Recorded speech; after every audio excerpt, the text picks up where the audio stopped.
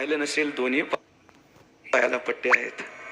450 किलोमीटरहून बाबा पंढरीला अनवाणी पायानं आलेले आहेत. एकदा बाबांचं ते आपण बघितलं पाहिजे का आहे परमार्थ. जेव्हा मी घेऊन येत होतो बाबाला,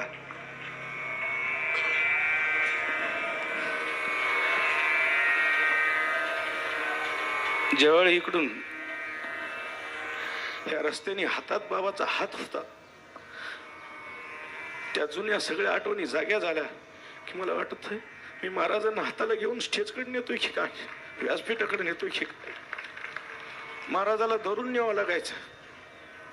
तीच परिस्थिती दिसायची मला त्या स्क्रीन मध्ये. अशी जुनी लोक दुर्मिळ होत चाललेली आहेत. ही लोक आशीर्वादाकरता गरजेचे आहेत, कीर्तना करता नाही, फक्त आशीर्वादाकरता गरजेचे आहेत. ही वारकरी संप्रदायाची संपत्ती आहे, ही प्रॉपर्टी आहे, ही जतन करणं आमचं कर्तव्य आहे नवोदित कीर्तनकाराचं.